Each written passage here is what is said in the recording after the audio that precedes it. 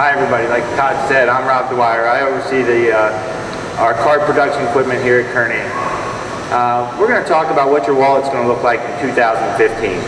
But first let's kind of go back a couple decades and say what your wallets come from. We'll start with an era of the 1970s to the mid-80s. Oh, who put that in there? Looks like Todd was a big Richard Simmons fan. Look at all that hair he had. No, back to your wallet. This was an era when cash was still king. You know, your vending machines still took quarters, weren't automated, took a credit card. People had credit cards, but they still carried cash. Now let's jump forward to the 1980s to the early 2000s when, you know, you guys all had sisters, or you might have watched it yourself, but you had Dylan and Brandon were the heartthrobs of 90210. And here in Grove City, we had Brad and Scott. So they were stealing all the hearts here in Grove City. But this was an era when credit cards really boomed. Also during this time frame, gift cards were the big boom. You started to see gift cards in every store you went into, and as well as loyalty cards. Everywhere you went, somebody was trying to get you to sign up for a program, and then they wanted you to carry that card in your wallet. So your wallet started to look like this. Then, up until very recently, wallets were looking like this. You had receipts, some credit cards, maybe a little cash if you were lucky in there, but really started to get fat and not looking very organized, which left a lot of people looking like this guy. So, a lot of people want you to think that this is the future of your wallet, right? Everything will be on your phone. You know, there's a lot of benefits to this technology. Obviously, there's a lot of convenience built in here. You know, you're already seeing it today. You see your phone being used. McDonald's has accepted this. You can use it at a Starbucks. A lot of mass transit, you can use it on trains, subways, as well as some bus systems. But there's obvious problems with having all that technology in one place. Could you imagine being on a trip and your phone ended up in one of these situations and you don't have a credit card to back that up? So let's talk about different forms of cards and how we're going to move, what we see moving in the future. First, let's start with loyalty cards. This trend's already started to happen. There's lots of studies that show that customers sign up for a loyalty program. They want to receive that card. They want to feel like they're part of a program and receive something for signing up.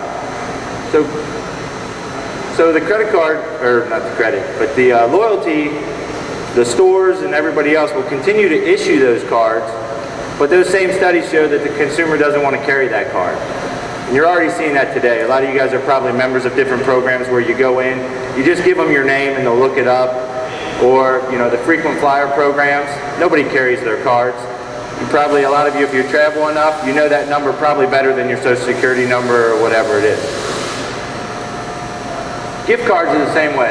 This is the biggest area of boom in cards. It continues to grow and will continue to grow.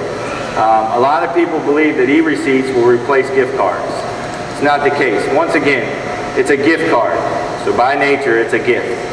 An e-receipt does not bring the same value as a gift card does.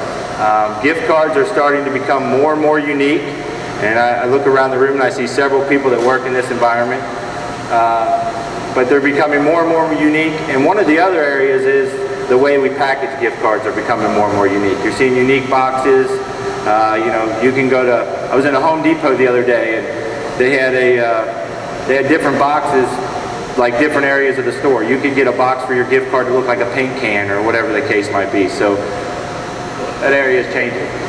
The other thing we talked about were receipts in your wallet. I'm sure every one of you has encountered this already, where you're at checkout and they say, instead of a hard copy receipt, would you like me just to email that to you? So this is a great advantage to the consumer as well as the merchant. The merchant doesn't have to pay to print the receipt, but their biggest advantage is the fact that they now have your email address for the direct marketing. Several big name brands have already adopted the e-receipt program. So you can see, and I've probably left off, there's probably 100 more. Now we can talk about credit cards. Not only the way the physical card will change, but also the way we use them. We all have these today, typical mag stripe credit cards. They have the magnetic stripe on the back, and you all know if they're in your wallet for too long, they sit there at the store and they have to swipe it 10 times and then they finally key it in because the mag stripe's bad, or all those things. In the future you'll have EMV cards or smart chip cards.